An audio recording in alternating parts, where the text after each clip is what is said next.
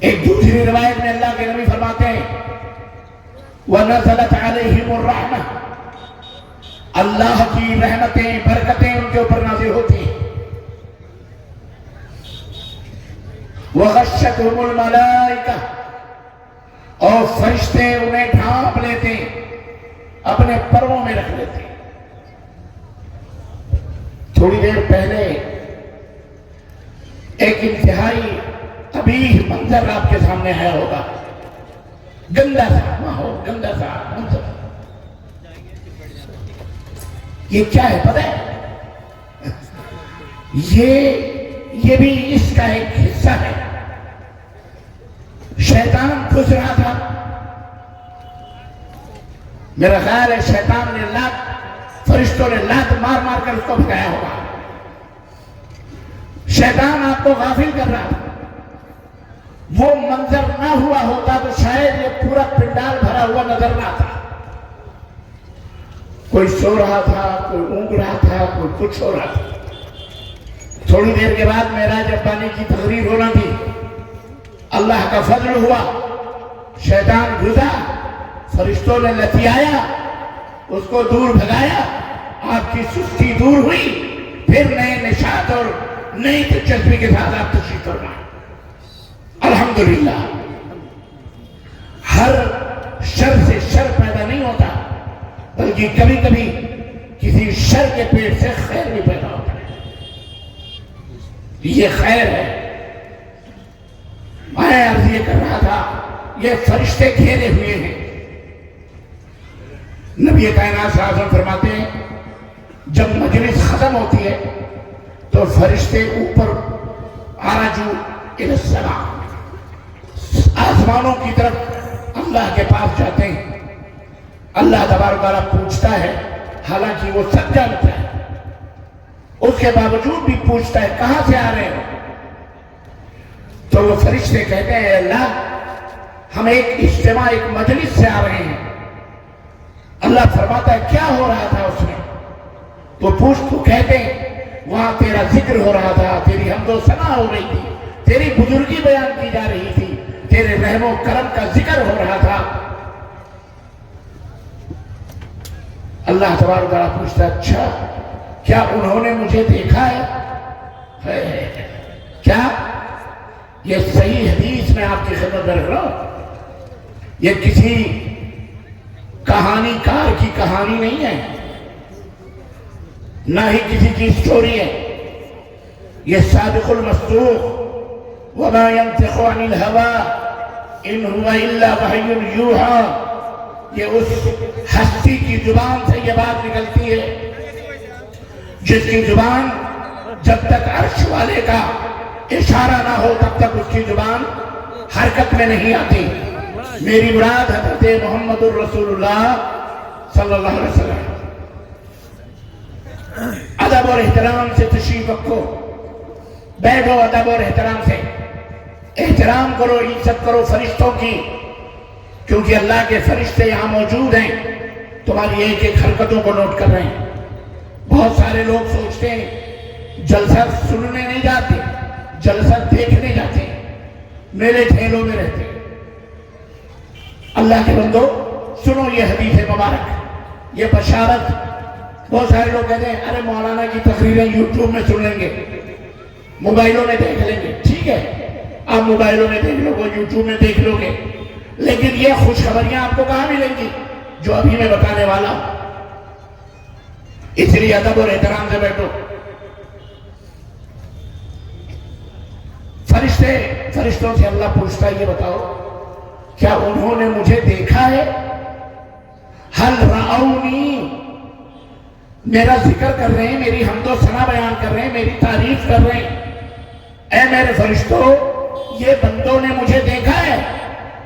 فرشتے کہتے ہیں اے اللہ تجھے کون دیکھ سکتا ہے؟ تب اللہ فرماتا ہے اچھا اگر وہ مجھے دیکھ لیں تو ان کی عبادت و بندگی اور ذکر و اذکار کا حال کیا ہوگا؟ تو فرشتے کہتے ہیں بارے الہ، اگر وہ اپنے مالک کو، اپنے خالق کو، اپنے رب کو دیکھ لیں، معبود کو، تو پھر ان کے ذکر اور ان کے حمد و ثنا اور تیری کبریائی اور بڑائی بہت زیادہ کریں گے، وہ بہت زیادہ کریں گے۔ اللہ خوش ہوتا ہے، اللہ فرماتا ہے اچھا میرے فرشتے یہ بتاؤ وہ مجھ سے کیا مانگ رہے ہیں، کیا کس لیے وہ بیٹھے ہیں، مجھ سے کچھ مانگ رہے ہیں؟ تو فرشتے کہتے ہیں ہاں وہ تجھ سے جنت طلب کر رہے ہیں۔ تجھ سے کیا مانگ رہے ہیں؟ دعا کرو اے اللہ ہم سب کو جنت الفردوس میں جگہ عطا فرما۔ آمین۔ زور سے بولو آمین۔ پتہ نہیں کس کی آواز، یہ سب سنا جا رہا ہے، یہ فرشتے موجود ہیں۔ اللہ کی قسم ہمیں اپنی زبان پہ شک ہو سکتا ہے، ہمیں اس مائکروفون پہ شک ہو سکتا ہے، ہمیں ایک جگہ اس مجلس کے بیٹھنے پر شک ہو سکتا ہے، لیکن محمد الرسول اللہ صلی اللہ علیہ وسلم کے فرمان میں شک ہو سکتا نہیں، اللہ کی قسم نہیں ہو سکتا۔ یہ میرے نبی کا فرمان ہے، یہ میرے نبی کی حدیث ہے۔ ارے میرے نبی کو تو کافروں نے بھی، ان کی بھی جرت نہیں ہوئی کہ وہ انہیں جھٹلا سکیں۔ انہوں نے بھی کہا ما رأیت مثلک صادقا، ہم نے زندگی میں تجھ جیسا سچا کبھی نہیں دیکھا۔ جنہوں نے کلمہ نہیں پڑھا انہوں نے، تو ہم تو کلمہ پڑھنے والے ہیں، ہم تو غلام ہیں، ہم تو ان کے جوتے کے تلوے کے دھول کے برابر بھی نہیں، ہم کیسے اپنے حبیب اپنے نبی کے فرمان میں شک کر سکتے ہیں؟ اللہ سے کہتے ہیں فرشتے وہ جنت مانگ رہے ہیں، اللہ فرماتا ہے انہوں نے جنت دیکھی ہے، حالانکہ وہ سب جانتا ہے، لیکن اللہ تعالیٰ کا فضل ہے، پیارے نبی حضرت محمد رسول اللہ صلی اللہ علیہ وسلم اس حقیقت کو سمجھا رہے ہیں، اپنی امت کے لوگوں کو پیش کر کے بیان کر رہے ہیں تاکہ تم حقیقت سمجھو۔ فرشتے کہتے ہیں انہوں نے جنت تو نہیں دیکھی، کہا اور اگر لئن رأوہا، اور اگر وہ جنت کو دیکھ لیں تو پھر ان کے مانگنے کا عالم کیا ہوگا؟ تو فرشتے کہتے ہیں اللہ وہ تو بہت زیادہ تجھ سے پھر تیری عبادتوں اور زیادہ عبادتوں بندگی کریں گے اور زیادہ تیرا ذکر کریں گے۔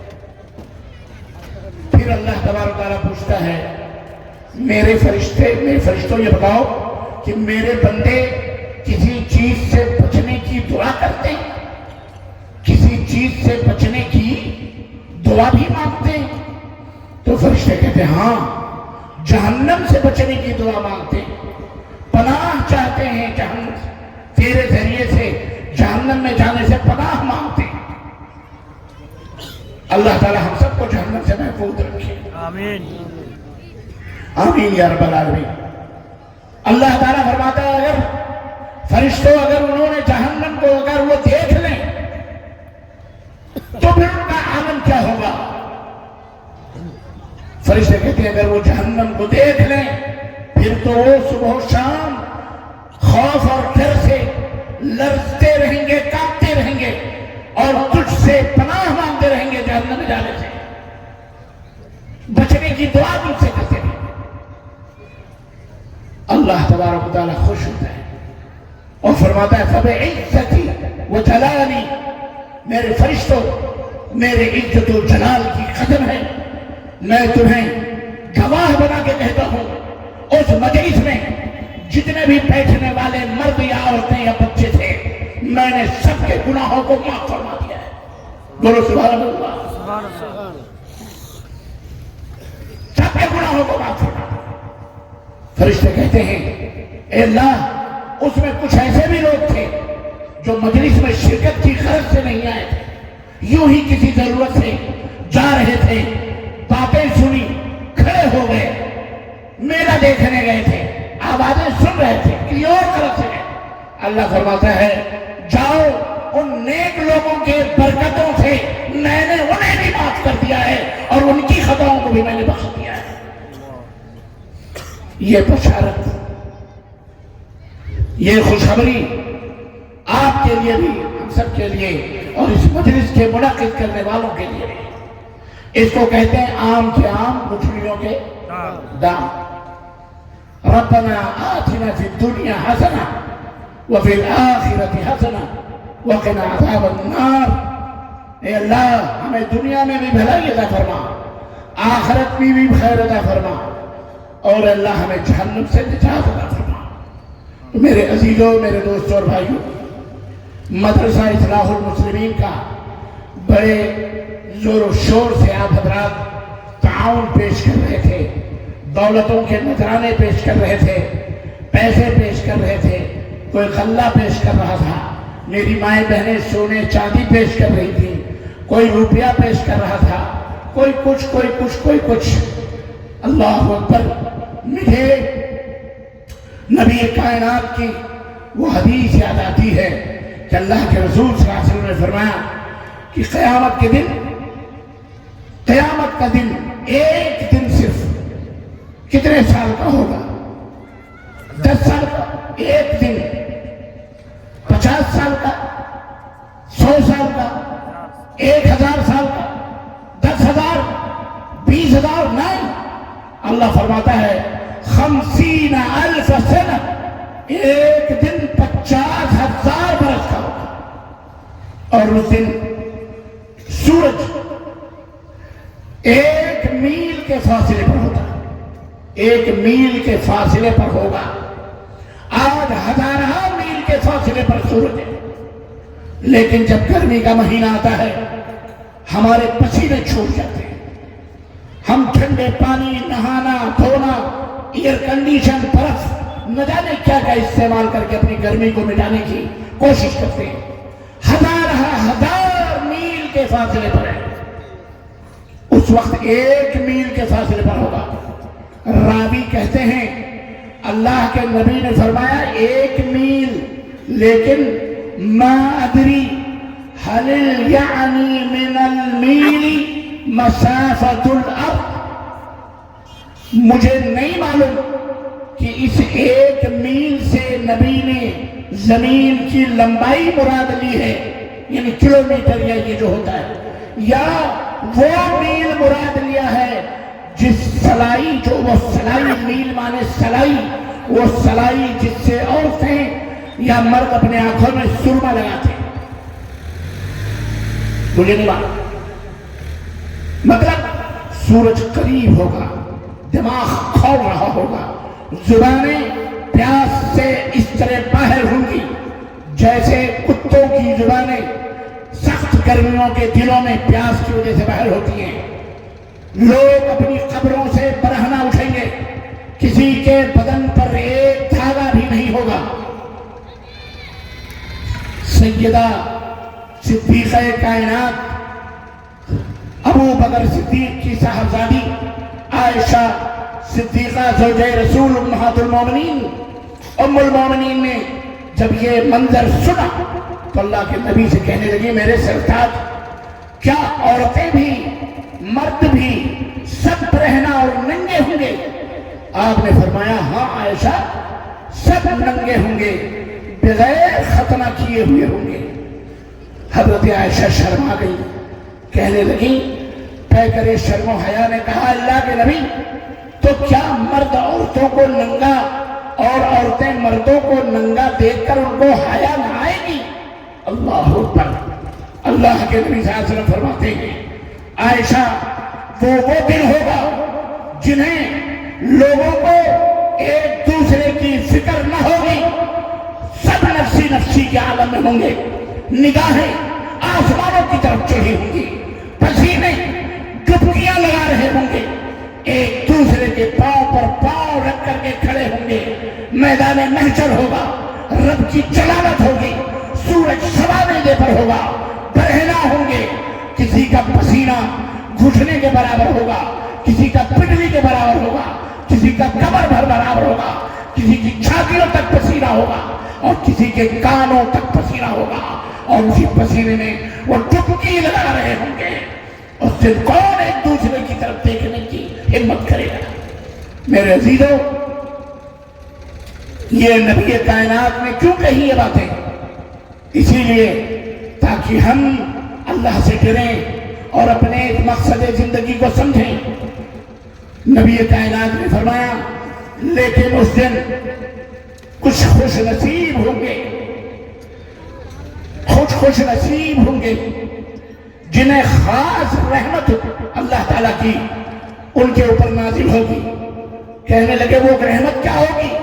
کہا جب لوگ دھوپ کی گرمی سے تپ رہے ہوں گے، کچھ لوگ ہوں گے جن کے اوپر سایہ دار درخت کی طرح چھتری لگی ہوگی۔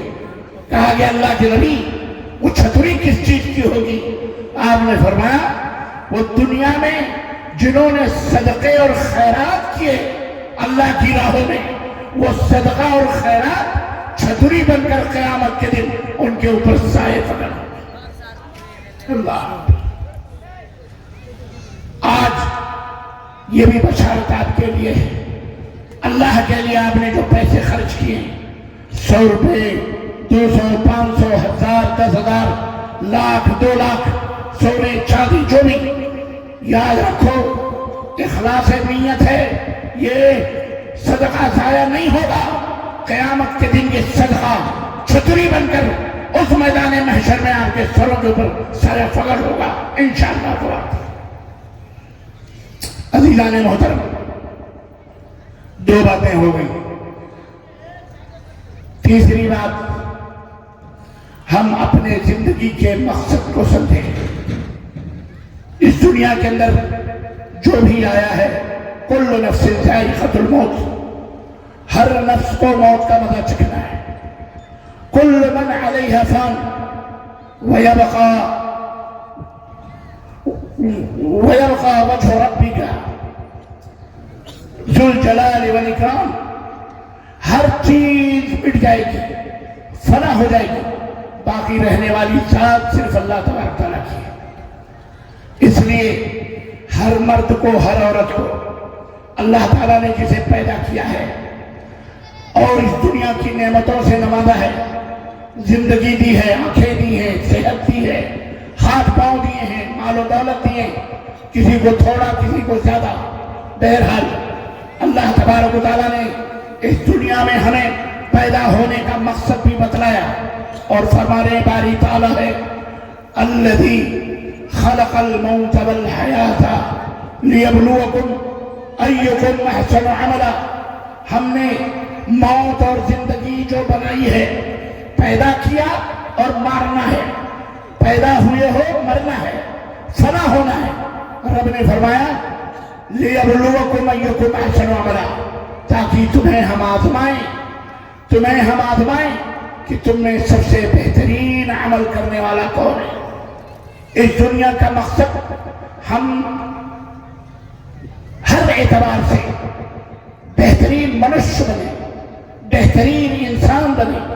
یہ ساری دنیا کے لوگوں کے لیے یہ قرآن کا پیغام ہے، چاہے اس کا نام عبداللہ ہے یا عبد الرحمن ہے یا رام یا لکشمن یا دشرتھ یا کوئی بھی ہے، کوئی بھی نام ہے، بحیثیت انسان، بحیثیت منشیہ ہم سب ایک باپ کی اولاد ہیں، ہم سب کا باپ ایک ہے اور وہ حضرت آدم علیہ السلام ہے اور ماں اماں حوا ہے، ہمارے رگوں میں انہی کا خون ہے، اسی لیے ہم بحیثیت انسان سب برابر ہیں۔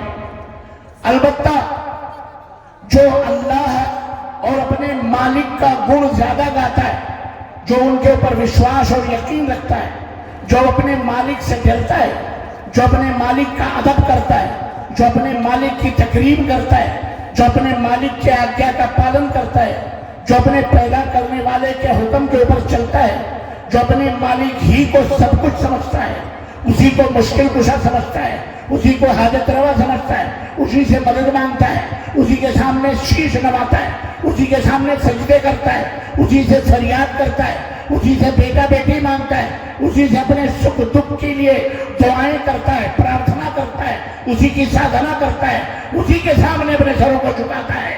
وہ اپنے مالک کے نزدیک سب سے بہترین انسان ہے، سب سے بہترین منشیہ ہے، وہ سورگباشی نوجوان ہے، وہ سورگباشی منشیہ ہے، وہ جنتی آدمی ہے۔ لیکن اس کے الٹا جو اپنے مالک و مولا کو نہیں پہچانتا، جو اپنے معبود کو نہیں جانتا، جو اپنے پیدا کرنے والے کو نہیں جانتا، یا جانتا ہے لیکن اس کے آگیا کا پالن نہیں کرتا، اس کے حکم کے مطابق نہیں چلتا، وہ اس کے سامنے سر نہیں جھکاتا، وہ اس سے فریاد نہیں کرتا، وہ اس سے بیٹا بیٹی نہیں مانگتا، بلکہ اپنے مرضی سے کسی پیڑ کو خدا بنا لیا، کسی سورج کو خدا بنا لیا، کسی پتھر کی پوجا کری، کسی مردے کی پوجا کری، کسی زندے کے سجدے کرنے لگا، کسی کو ان کے اللہ کے مقابلے میں دوسرے کو ایشور پرماتما ماننے لگا۔ ایسا بندہ اللہ تعالیٰ کے ہاں مجرم ہے، غدار ہے، ایسا بندہ نرکباشی ہے، سورگباشی ہو سکتا؟ بولو،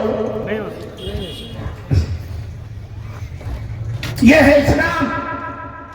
یہ کسی کے اکیلے باپ کا دین نہیں ہے، یہ اسلام کسی نے بنایا نہیں ہے، اللہ نے بنا کے بھیجا ہے۔ جیسے ہم کو، تم کو، زمین کو، آسمان کو، سورج کو، چاند کو، ہوا کو، روبوٹوں کو، بالوں کو، داڑھیوں کو، مونچھوں کو، آنکھوں کو کس نے بنایا؟ بولو کس نے بنایا؟ اللہ نے بنایا۔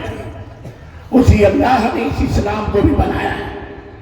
اسلام کوئی نیا دھرم نہیں ہے، اسلام کوئی نیا دین نہیں ہے۔ شیطان لوگوں کو اپنی طرف لاتا ہے نرک میں لے جانے کے لیے، اس لیے یہ اسلام پوری سنسار کا ہے، امریکہ کا بھی، چائنا کا بھی، جاپان کا بھی، پاکستان کا بھی، ہندوستان کا بھی، بنگلہ دیش کا بھی، نیپال کا بھی، بھوٹان کا بھی، سکم کا بھی، چائنا، ہر جگہ کا یہ دین سب کا ہے۔ یہ دین کس کا؟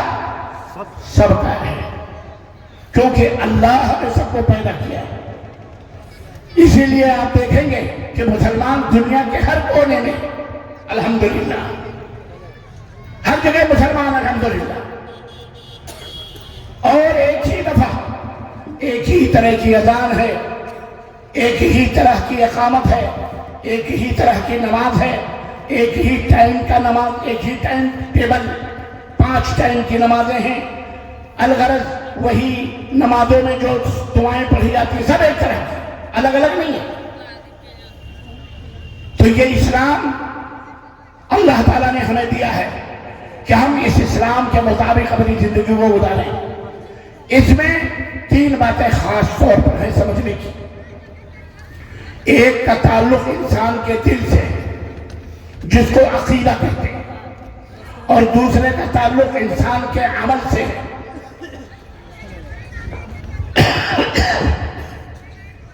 عمل، کاریکرم جس سے ہم کرتے ہیں کچھ کام ہاتھ سے پیر سے، اور تیسرا تعلق تیسرے کا انسان کے اخلاق، کردار اور اس کے گن سے۔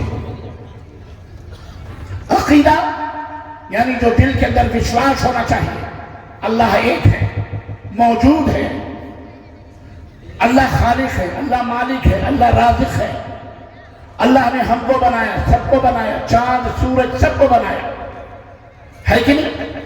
اس کو کہتے ہیں عقیدہ۔ یہ عقیدہ ٹھوس ہونا چاہیے، مضبوط ہونا چاہیے۔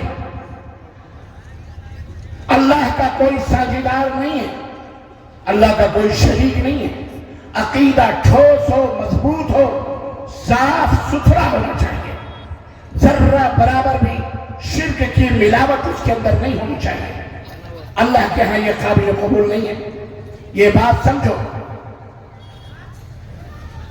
سیمانچل کے اندر میں نے اور بھی بہت سارے جلسے دیکھے۔ میں نے جب کچھ باتیں پوچھنا چاہی تو لوگوں نے یہ بتایا کہ الحمدللہ ہمارے اندر شرک موجود نہیں ہے۔ میں نے کہا یہ بہت اچھی بات ہے، لیکن یارو آج نہیں تو کل 300 برس کسی قوم کو شرک میں ڈبونے کے لیے شیطان نے لگائے ہیں۔ حضرت ابراہیم جیسی ہستی جو توحید کی سب سے بڑی علمبردار ہستی،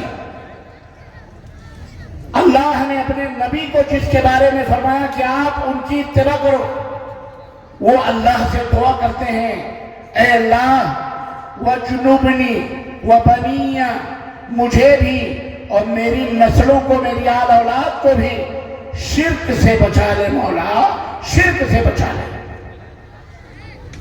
اس لیے کبھی ایسا نہ ہو شیطان جو چاروں طرف آپ کو اپنے گھیرے میں لیے ہوئے ہے، ہماری نسلوں کو تمباکو میں ڈبویا اسی شیطان نے، بیڑی میں ڈبویا اسی خبیث مردود شیطان نے، ڈرگس میں ڈبویا اسی مردود شیطان نے، حرام چیزوں میں ڈبویا اسی مردود شیطان نے، شرابی بنایا، زانی بنایا، چور بنایا، بدماش بنایا، گالی دینے والا بنایا، چونیاں کھانے والا بنایا، قتل و خون غارت گری کرنے والا بنایا۔ اسی مردود شیطان نے ہمارے عمل کو برباد کرنے کی کوشش کی۔ لیکن یاد رکھو، اگر یہ چیزیں میں ان چیزوں کے برباد کرنے میں وہ کامیاب ہو گیا تو ایمان برباد کرنے میں یاد رکھو غفلت نہ برتنا، اس میں بھی وہ گھات میں لگا ہوا ہے کہ تمہارے درمیان کسی طرح سے شرک کو ڈال کر اور تمہیں ان لوگوں کی طرح کر دے جس طرح لوگ آج دنیا میں جی رہے ہیں۔ اس لیے اس کی طرف توجہ رکھنا بہت ضروری ہے اور دعا کرنا بہت ضروری ہے کہ ہم اللہ تبارک و تعالیٰ کی توحید پر قائم و دائم رہیں۔ اور اللہ کی توحید کیا ہے؟ اللہ تبارک و تعالیٰ کو ایک ماننا، اس کے ساتھ کسی کو شریک نہ ٹھہرانا، یہ اللہ کی توحید ہے۔ اگر آپ اللہ کو ایک مانتے ہیں لیکن آپ یہ عقیدہ رکھ لیں استغفر اللہ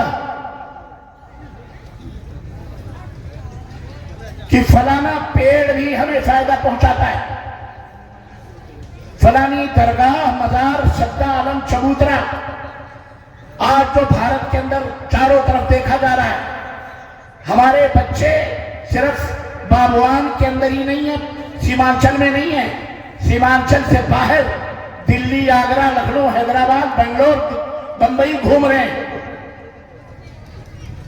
اور وہاں سے پتہ نہیں کیا کیا جراثیم کن کن لوگوں کی صحبتوں میں بیٹھتے ہیں۔ بوڑھے ماں باپ یہاں بیٹھ کے انتظار میں رہتے ہیں، بیٹا کمانے گیا ہے، پتہ چلا وہاں بیٹا کمانے کے بجائے شرابیوں کی مجلس میں بیٹھا ہوا ہے، پتہ چلا کسی بابا کی درگاہ پہ جا کر کے مشاوری کر رہا ہے، کسی دوست کی صحبت میں جا کے یا علی مشکل کشا یا حاجت روا یا فلانے بابا کر رہا ہے کہ نہیں ہے؟ جس طرح آدمی کو بیماریاں لگتی ہیں ایسے ہی ایمان کی بھی اندر بھی بیماری لگتی ہے۔ جس طرح جسم بیمار ہوتا ہے اسی طرح روح بھی بیمار ہوتی ہے۔ جس طرح آدمی کو کینسر، استغفر اللہ، اللہ ہم سب کی حفاظت فرمائے، اور جو اس میں مبتلا ہیں اللہ انہیں شفائے کامل عاجل عطا فرمائے۔ جس طرح ٹی بی، جس طرح کینسر، جس طرح کورونا کچھ دنوں پہلے آ کے گیا تھا، کس طرح سے آدمی کو پکڑتا تھا، ایسے ہی روح کے اندر بھی بیماریاں لگتی ہیں۔ شرک ایک بڑی خطرناک بیماری ہے۔ جس طرح جسم کے اندر اگر کسی کے کینسر ہو جائے تو اسے بادام کھلاؤ، اسے چلغوزے کھلاؤ، اسے دال مکھانے کھلاؤ، اسے پستے اور کھجوریں پیس پیس کے کھلاؤ، اس کے جسم کو کوئی فائدہ پہنچ سکتا؟ بولو۔ اس کا علاج کیا ہے؟ اس کا علاج یہ ہے کہ یہ پستے بادام کھلانے سے پہلے اس کینسر کے جہاں کینسر ہے اس حصے کو کاٹ کے پھینک دو، اس کے بعد اس کا علاج کرو، اس کو طاقتور گولیاں اور مٹھائی اور کھانے کھلاؤ، تب جا کر کے وہ صحیح ہو سکتا ہے۔ اسی طرح سے روح کے اندر بھی کینسر پیدا ہوتا ہے اور وہ کینسر شرک باللہ ہے۔ اگر آپ کا عقیدہ، یاد رکھو سیمانچل کے لوگوں، میری آواز سننے والے مسلمانوں بھائیوں اور بہنوں، اگر آپ کے عقیدے میں شرک موجود ہے، مثال کے طور پر میں چھوٹی سی بات کہوں، کیا آپ یہ عقیدہ رکھتے ہیں کہ اللہ کے رسول صلی اللہ علیہ وسلم سب کچھ امت کے بارے میں جان رہے ہیں، دیکھ رہے ہیں، سن رہے ہیں، جب ہم انہیں پکاریں تو وہ ہماری پکار پر آتے بھی ہیں؟ کس کے بارے میں؟ نبی پاک صلی اللہ علیہ وسلم کے بارے میں۔ ان سے بڑی ہستی اللہ کے بعد تو اور کوئی ہو سکتی؟ یہ عقیدہ ان کے بارے میں رکھیں کہ جب ہم ان کو پکارتے ہیں تو ہماری پکار کو سنتے بھی ہیں، مدد بھی کرتے ہیں، تشریف بھی لاتے ہیں۔ اگر یہ عقیدہ رکھیں تو یاد رکھو یہ کھلم کھلا شرک ہے، یہ شرک ہے، کیونکہ دور اور نزدیک سننے والی ذات کون ہے؟ ساتوں آسمانوں کے اوپر جو ہمارا اللہ موجود ہے۔ اللہ ہر جگہ نہیں ہے۔ یہ بھی تمہیں یہ صوفی زدہ لوگ، ہمارے دیش کے فرقہ پرست مسلمان، بد عقیدہ بد مذہب مسلمان، یہ بھی مسلمانوں میں عقیدہ پھیلاتے ہیں اللہ ہر جگہ موجود ہے، جس جگہ دیکھو ادھر اللہ، اللہ ہی اللہ، اللہ ہی اللہ، ذرے ذرے میں اللہ۔ استغفر اللہ، اللہ ہر جگہ نہیں ہے۔ اللہ کی ذات ساتوں آسمانوں کے اوپر جو اللہ کا عرش ہے، عرش کے معنی تختہ، جو اللہ کا عرش ہے وہ اللہ اس کے اوپر موجود ہے، اللہ اس کے اوپر، بولو دلیل سورہ طٰہٰ، اللہ تعالیٰ نے فرمایا الرحمن علی العرش استویٰ، اللہ جو رحمان ہے وہ عرش پر مستوی ہے، موجود ہے، حاضر ہے۔ لیکن وہ وہاں رہتے ہوئے بھی اس کے حکم سے اس کے حکم کے بغیر ایک ذرہ بھی حرکت میں نہیں آتا۔ اللہ کے نبی صلی اللہ علیہ وسلم فرماتے ہیں کالے پہاڑ میں کالی چونٹی کالی رات کو کالے پہاڑ پتھر پر جو چلتی ہے، عرش کے اوپر وہ اللہ جو موجود ہے وہ اس چونٹی کو صرف دیکھتا ہی نہیں، اس کے چلنے کی آواز کو بھی سن رہا ہوتا ہے، وہ ہے اللہ۔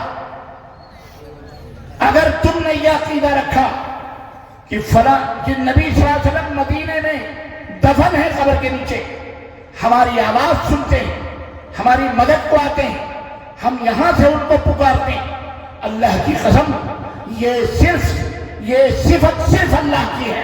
اگر کوئی بندے کی یا کسی بھی مخلوق کو اس میں شریک کرتا ہے تو یہ شرک باللہ ہے،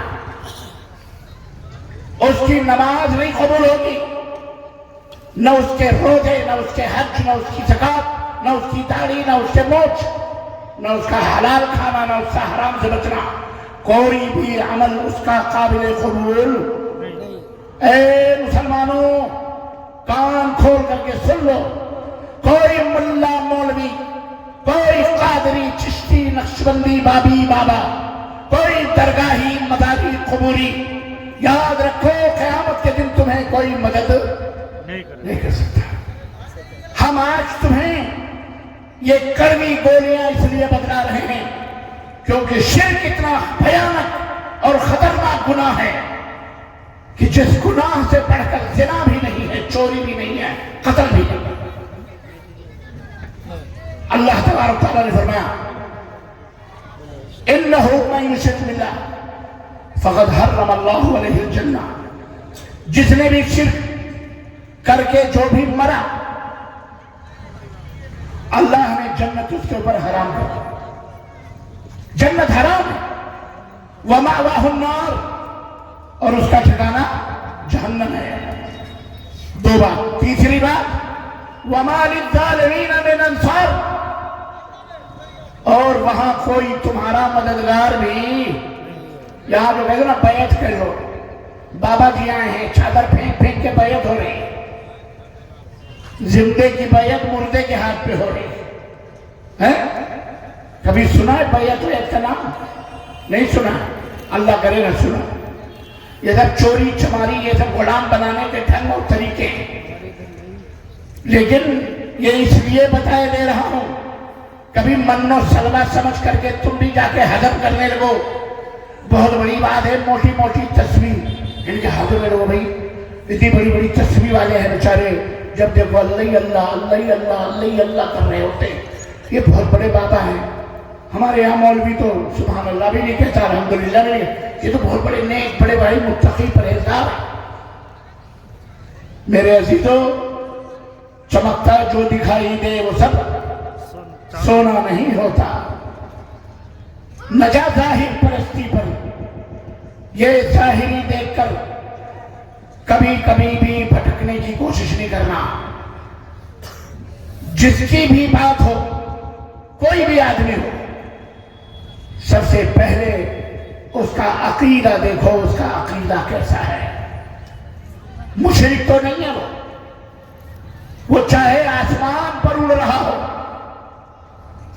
چاہے وہ آسمان پر مسلح بچھا کے اڑ رہا ہو، چاہے وہ ندی پر مسلح بچھا کر چل رہا ہو، اس کا عقیدہ اگر غلط ہے اور اس کا عمل سنت رسول کے خلاف ہے تو وہ شیطان ہے، وہ اللہ کا ولی ہو سکتا۔ بولو، یہ ہے اصل مسلمان کی پہچان۔ یہ میں اس لیے بتایا دے رہا ہوں کہ ہمارے نوجوان دنیا میں ہر جگہ جا رہے ہیں، پڑھ رہے ہیں، تعلیمی طور پر ماشاءاللہ کوئی عالم، کوئی فاضل، کوئی ڈاکٹر، کوئی انجینئر، کوئی بیرسٹر، کوئی جج۔ سیمانچل کے نوجوان ماشاءاللہ آگے بڑھ رہے ہیں، مکاتب، مدارس کھلے ہوئے، لڑکے لڑکیاں جا رہی ہیں، اپنے بیٹیوں کی شادیاں، اپنے بیٹوں کی شادیاں بھی توحید والوں سے کرنا، اہل شرک کے ماحول میں اپنی بیٹیوں کو نہ دینا، ورنہ قیامت کے دن حاجی صاحب اس مشرک کے ساتھ تمہیں بھی جہنم میں ڈال دیا جائے گا، یاد رکھیں۔ تو عقیدہ ٹھوس ہونا چاہیے، مضبوط ہونا چاہیے۔ اللہ کے سوا کوئی مددگار، اللہ کے سوا کوئی مشکل کشا ہرگز نہیں۔ تو یہ شرک ہے۔ نمبر 2، آپ کا عمل محمد الرسول اللہ صلی اللہ علیہ وسلم کے سنت کے مطابق ہونا چاہیے۔ نماز ہو، روزہ ہو، حج ہو، زکوٰۃ ہو، وضو ہو، اٹھنا ہو، بیٹھنا ہو، سب کچھ نبی کی سنت کے مطابق ہونا چاہیے۔ اللہ کے نبی صلی اللہ علیہ وسلم فرماتے ہیں کہ من احب سنتی فقد احبنی، جس نے میری سنت سے محبت کی، سنت مطلب طریقہ، اللہ کے نبی کی زندگی کا طریقہ، آپ کیسے اٹھتے تھے، کیسے بیٹھتے تھے، کیسے کھاتے تھے، کیسے پیتے تھے، کیسے سوتے تھے، آپ کی شادی بیاہ کا طریقہ کیا تھا، صحابہ کیسے رہتے تھے، ایک دوسرے کے ساتھ کیسے ملتے اور جلتے تھے، یہ سنت ہے اللہ کے نبی صلی اللہ علیہ وسلم۔ ان کا علم حاصل کیا جائے اور اس کے مطابق اپنی زندگی کو بنانے کی کوشش کی جائے تو آپ کا عمل سنت رسول کے مطابق ہو۔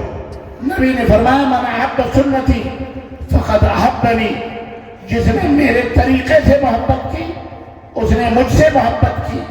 ومن احبنی دخل معی فی الجنہ او کان معی فی الجنہ، اور جس نے مجھ سے محبت کی وہ میرے ساتھ جنت میں ہوگا، وہ میرے ساتھ کیا ہوگا؟ جنت میں۔ تو نبی کے ساتھ جنت میں جانا چاہتے ہو؟ جاتے ہو نبی کے ساتھ جنت میں؟ تو اپنی زندگی کو نبی کی زندگی بناؤ۔ ماشاءاللہ میں آپ سے زیادہ کچھ نہیں کہوں گا، ایک دو باتیں۔ ہم یارو، کچھ برائیاں ایسی ہوتی ہیں جو بہت ساری برائیوں کا ذریعہ بنتی ہیں، سمجھ رہے؟ تو نبی کی سنت کو پکڑ لو مضبوطی کے ساتھ، جیسے صحابہ رہتے تھے ویسا اپنی زندگی گزارو، زندگی میں کامیاب ہو جاؤ گے انشاءاللہ تبارک تعالیٰ۔ اور حلال روزی کھاؤ، حرام سے توبہ کرو، بھوکے رہ جاؤ لیکن حرام چیز کی طرف نظر اٹھا کے مت دیکھو۔ یہ بیڑی میں جانتا ہوں چھوڑو گے نہیں، اللہ جس کے اوپر رحم کرے، لیکن کہہ اس لیے رہا ہوں تاکہ قیامت کے دن جب پوچھے جاؤ اور اللہ پوچھے الم یاتکم نذیر، کوئی بندہ ڈرانا والا تمہارے پاس آیا نہیں تھا؟ کوئی اللہ کا بندہ تمہیں ڈرانے والا نہیں آیا تھا؟ ایسا کرو گے تو یہ ہوگا، ایسا کرو گے تو ہوگا۔ قالوا قد جاءنا نذیر فکذبنا، تو جب جہنم میں جائیں گے تو وہ کہیں گے ہاں ہاں آیا تھا، ڈرانے والا بندہ آیا تھا۔ ہم نے کہا جاؤ یہ ملا مولویوں کی باتیں چھوڑو، ہم کہاں چھوڑنے والے ہیں، جانے پٹلیاں ہیں، کیوں چھوڑیں ملا مولویوں کی باتیں۔ یارو اسی دنیا میں بعض لوگوں کو سزائیں اللہ دے دیتا ہے عبرت کے لیے۔ اللہ نے آپ کو بچایا ہے تو اللہ کا شکر ادا کرو کہ اللہ نے آپ کو محفوظ رکھا ہے، نہیں کہیں کینسر میں پڑ جاؤ، لوگوں کے پھیپھڑے سڑ گئے، لوگوں کے کلیجے کالے ہو گئے، ہونٹ کٹ گئے، اللہ کی قسم تمباکوؤں نے گٹکوں نے زندگیاں برباد کر دی۔ چھوڑ دو اس نشے کو، چھوڑ دو اس نشے کو، توبہ کرو، اللہ کے رسول صلی اللہ علیہ وسلم کہ صحابہ جیسی زندگی گزارو کہ شراب ان کی گھٹیوں میں پڑی تھی لیکن نبوت کی ایک آواز نہیں کہ مدینے کے لوگوں شراب حرام کر دی گئی ہے۔ روایات کے اندر آتا ہے مدینے کی گلیوں میں شراب اڑیل دی گئی، نہر جاری ہو گئی۔ اس طرح سے الحمدللہ توبہ کیا صحابہ کرام نے۔ تو آپ حضرات بھی توبہ کرو اور اپنے عمل کو سنت رسول صلی اللہ علیہ وسلم کے مطابق بناؤ۔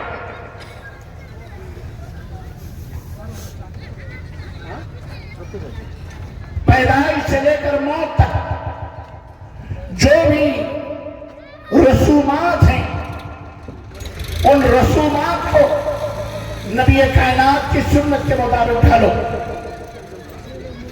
نماز ہو، روزہ ہو، حج ہو، زکوٰۃ ہو، سب نبی کی سنت کے مطابق ہونا چاہیے۔ اگر اس کے خلاف ہوگا خلاص اللہ تعالیٰ منہ پہ مار دے گا۔ کوئی بھی ایسا عمل جو شریعت سے ثابت نہیں ہے آپ اسے دین سمجھ کر کر رہے ہیں، مدینے والے کی مہر نہیں لگی ہے تو یاد رکھو وہ عمل آپ کے منہ پہ مار دیا ہے۔ آپ کا عقیقہ ہو، آپ کی شادی ہو، آپ کا ولیمہ ہو، آپ کا بیواہ ہو، سب صحابہ کرام رضوان اللہ تعالی علیہ اجمعین کی سیرت میں موجود ہے۔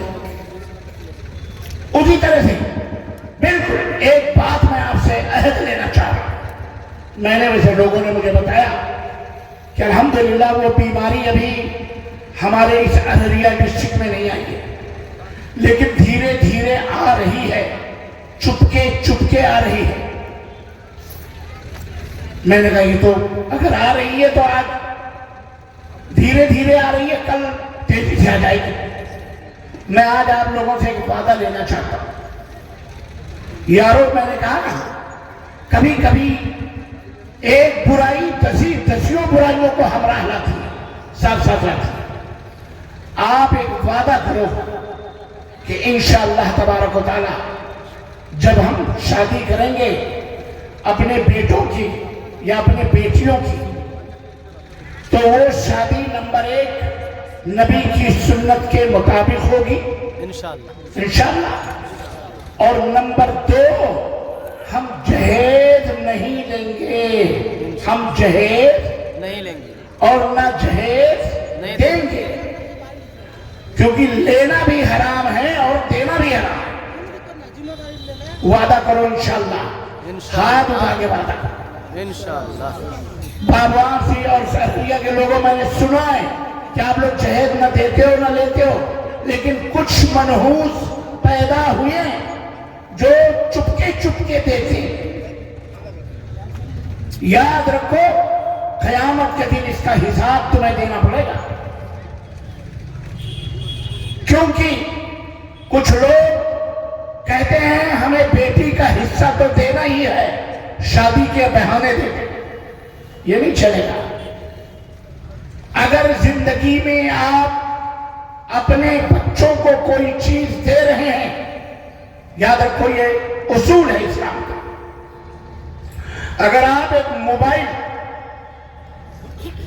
یا ایک موٹر سائیکل یا ایک کٹھا زمین یا ایک باغ یا جو کچھ بھی ہے آپ کسی ایک بیٹے کو دے رہے ہیں محبت میں، تو یہ بات دھیان رکھو، اگر آپ کے پاس 4 بیٹے ہیں یا 3 بیٹے ہیں یا 10 بیٹے ہیں، 4 بیٹیاں ہیں، 3 بیٹیاں یا 10 بیٹیاں ہیں، تو جس طرح آپ نے ایک 30,000 40,000 کا موبائل یا کھیت یا بیل یا بھینس یا گائے یا زمین ایک بیٹے کو دیا ہے، سیم اسی طرح کی چیز اور وہی آپ کو تمام بچوں میں زندگی میں بانٹنا ہے۔ بات سمجھ رہی ہے؟ زندگی میں سب کو برابر برابر دینا پڑے گا، بیٹی کو بھی اور بیٹوں کو بھی۔ اگر آپ نے کہا ہماری بیٹی کو چلو شریعت میں ہے کہ آدھا کو پورا بچوں کو دو، 2 حصہ بچوں کو دیا، 1 حصہ بیٹی کو دیا، حرام ہے یہ۔ ہاں جب آپ مر جائیں گے اس کے بعد جو وراثت تقسیم ہوگی وہ للذکر مثل حظ الانثیین کے قانون کے حساب سے کہ لڑکیوں کو 1 ملے گا لڑکوں کو 2 ملے گا، وہ الگ چیز ہے، لیکن زندگی میں آپ کو عدل کرنا پڑے گا، انصاف کرنا پڑے گا۔ اب آپ نے 10 لاکھ 20 لاکھ ایک بیٹی کو آپ نے قرض لے کر کے ادھر ادھر سے مانگ کر شادی کر دی، دوسری بیٹی کی شادی 2 لاکھ میں کری، تیسری کی آپ نے 1 لاکھ میں کری، بچوں کے لیے کچھ بچے نہیں، بقیہ بینک سے لون لے کے کری، قرض کون دے گا؟ آپ کے بیٹے دیں گے، فلاں دیں گے، ٹھکا دیں گے، واؤ، پھر بچوں کا کہاں گیا؟ لڑکوں کا کہاں گیا؟ یہ گھپلے بازیاں کفر نے ہم کو سکھائی ہیں، یہ حدود نے سکھائی ہیں، یہ ہمارے ملک کے غیر مسلموں سے یہ برائیاں ہمارے اندر آئی ہیں۔ اسلام انتہائی سادگی کا قائل ہے۔ اللہ کے نبی صلی اللہ علیہ وسلم نے بھی اپنی شادی کی، عبد الرحمن بن عوف نے بھی شادی کی، اللہ کے نبی کو پتہ بھی نہ چلا۔ ایک دن دیکھا، کہا عبد الرحمن یہ نشانات کیا نظر آ رہے ہیں؟ زعفران کے۔ کہنے لگے اللہ کے نبی شادی کی ہے۔ کہا اچھا، کیا مہر میں دیا؟ کہا کھجور کے گٹھلی کے برابر سونا مہر میں دیا ہے۔ کہا ولیمہ کیا؟ کہا نہیں۔ کہا اولی مولو بشاتن، ولیمہ کرو، بھلے ایک بکری کیوں نہ ہو، کم سے کم ایک بکری ذبح کر کے دوست احباب کو کھلاؤ، ولیمہ کرو، یہ سنت ہے۔ لیکن باراتی بن کر کے 100 200 500 1,500 ہزار 2,000 بسیں جا رہی ہیں، گاڑیاں بک ہو رہی ہیں، عورتیں جا رہی ہیں، لڑکیاں جا رہی ہیں، دولہے کی طرف سے باراتی بن کے جا رہے ہیں۔ وہاں جناب علی آپ کے ہاں تو پتہ نہیں ہوتا کہ نہیں ہوتا، ہم نے ادھر ساؤتھ کے اندر بھی دیکھا، یو پی کے اندر بھی دیکھا، اعوذ باللہ استغفر اللہ، وہ دسترخوان لگائے جاتے ہیں، اسٹارٹر ہے، اسٹارٹر ہے، فلاں ہے، ٹھکاں ہے، یہ ہے الا بلا پتھر، سب کچھ، لاکھوں لاکھوں روپے صرف کھانوں پہ خرچ ہوتے ہیں۔ آج شادیاں اتنی مہنگی ہو گئی ہیں کہ زنا ان کے مقابلے میں آسان ہے، زنا سہل ہے، زنا کرنا بہت آسان ہو گیا ہے۔ اے لوگوں، شادیاں سہل کرو، آسان کرو، تاکہ زنا کرنا مشکل ہو جائے۔ یاد رکھو، قیامت کے دن پکڑ جاؤ، یہ بھی ہے، یہ بھی ہے۔ اپنے آپ کو اہل حدیث کہنے والوں، ان سنتوں کو کون زندہ کرے گا؟ اہل بدعت زندہ کریں گے۔ وہ بدعتی بیچارہ تو خود ہی بدعت میں ڈوبا ہوا ہے، اس کو کون تعلیم دے گا جب تم خود بدعت کی شکار ہو جاؤ؟ حرام خور تو اور حرام خوریوں میں، اگر آپ ہی حرام خوریوں پہ آ جائیں گے تو پھر کیا ہوگا؟ اس لیے اپنی اس نسبت کی لاج رکھو، کہ تم مسلمان بھی ہو اور مسلمانوں کے ساتھ ساتھ تم اہل الحدیث بھی ہو. یہ ایک پاکیزہ نسبت ہے. یہ وہ نسبت ہے جو تمام اہل شرک اور اہل بدعت سے تمہیں ممتاز بناتی ہے. اگر تم نے اس نسبت کی لاج نہ رکھی تو رب کعبہ کی قسم ہے تم بھی اسی طرح سے جس طرح دوسروں کو شیطان نے گمراہیت میں ڈھکیل دیا ہے، آنے والی نسلوں کو بھی تم کو بھی شیطان گمراہ کر کے اپنے ہمراہ جہنم میں لے جائے گا. اللہ وہ دن نہ لائے. اس لیے صرف نام رکھ لینے سے کوئی عبداللہ نہیں ہو جاتا، کوئی عبد الرحمن نہیں ہو جاتا، بلکہ کردار بھی اسی طرح سے ہونا چاہیے، ایمان بھی اسی طرح سے ہونا چاہیے، عقیدہ بھی اسی طرح سے ہونا چاہیے، اور آپ کا اخلاق بھی محمد الرسول اللہ صلی اللہ علیہ وسلم سے جیسا ہونا چاہیے. اپنے بیوی کے ساتھ، اپنے بچوں کے ساتھ، اپنے محلے والوں کے ساتھ، اپنے بھائیوں کے ساتھ، اپنے ماں باپ کے ساتھ، اپنے اساتذہ کے ساتھ، اپنے بڑوں کے ساتھ، اپنے پڑوسیوں کے ساتھ، اپنے دیش واسیوں کے ساتھ آپ کا معاملہ، آپ کا اخلاق نرالا ہونا چاہیے، رسول اللہ صلی اللہ علیہ وسلم جیسا ہونا چاہیے. ام المومنین عائشہ صدیقہ رضی اللہ تعالیٰ عنہ ایک دفعہ اپنی ہی کسی سوتن کے بارے میں کچھ ایسے کلمے کہہ دیے، جو ایسا جملہ کہا جو جملہ تھوڑا سا نازیبا جملہ تھا. حضرت صفیہ بنت حیی مسلمان ہوئی تھی یہودیت سے، آپ کی بیوی بنی، قد تھوڑا چھوٹا تھا. عائشہ رضی اللہ تعالیٰ عنہ نے کسی وجہ سے زبان سے نکل گیا، وہ تو ٹھیکنی ہے، وہ یہودن کی بیٹی ہے. اللہ اکبر. نبی کریم صلی اللہ علیہ وسلم کا چہرہ غصے سے سرخ ہو گیا اور آپ نے فرمایا کہ واللہ لقد قلت کلمۃ، عائشہ تم نے ایک ایسا کلمہ کہا ہے، ایسا جملہ کہا ہے کہ لو مسجد فی البحر، اگر اس کلمے کو سمندر میں ملا دیا جائے تو پورے سمندر کا پانی زہر ہو جائے. اپنی زبانوں کو ہم لگام دیں. یہ نبوت کی تعلیم ہے. میری ماؤں، بہنوں اور بیٹیوں تم بھی سن رہی ہو، اور میرے بھائیوں تم بھی سن رہے ہو.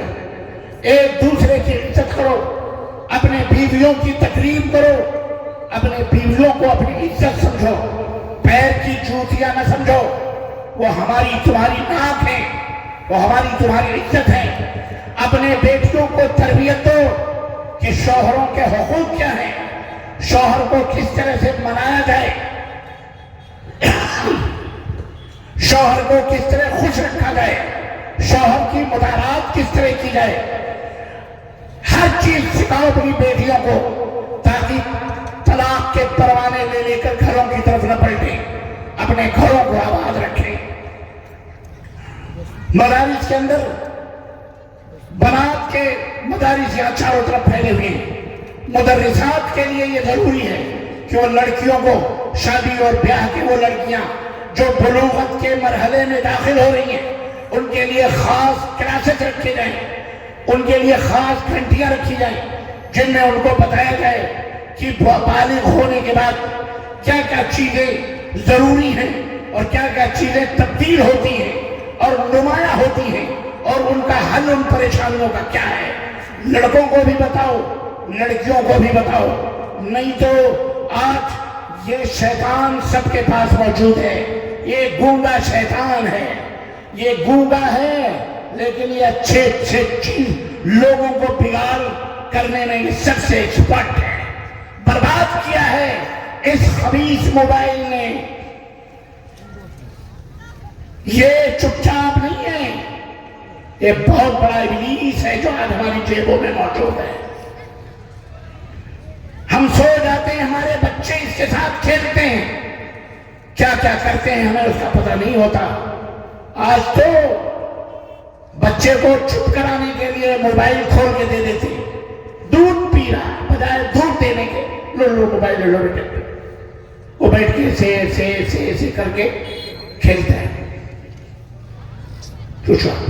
یہی بچہ آگے چل کے آپ کو جہنم میں جانے کا سبب بنے گا. اس لیے تربیت کرو اپنے اولاد کی، اپنے سماج اپنے معاشرے کے اوپر کڑک نظر رکھو، برائیوں کو پھیلنے سے پہلے اسے دباؤ، عدل پیدا کرو، نمونے بنو، ماڈل بنو اسلام کے، اور اللہ کے دین کی فروغ اور اس کی نشر و اشاعت کا ذریعہ بنو، مدارس اور مکاتب کی سرپرستی کرو، غریب یتیم بیوہ بچوں کو دیکھو، ان کی سرپرستی کرو، ان کے گھروں میں دال چاول کھانے پینے کی چیزیں پھیلاؤ، یہی دین ہے، یہی ہمارے نبی کا لایا ہوا اسلام ہے۔ عزیزان گرامی قدر، یہ چند نصیحتیں سب سے پہلے میرے لیے پھر آپ سب کے لیے اللہ عز و جل سے ہم اس دعا کرتے ہوئے رخصت چاہتے ہیں کہ اللہ کہنے والے کو بھی اور سننے والوں کو بھی کہنے اور سننے سے زیادہ عمل کرنے کی توفیق عطا فرمائے، اور اللہ ہمارے سماج اور ہمارے معاشرے کی حفاظت فرمائے، اللہ ہمارے بیوی بچوں کی حفاظت فرمائے، اللہ ہمارے آل اولاد کی حفاظت فرمائے، اللہ ہمارے وطن کو ہمارے لیے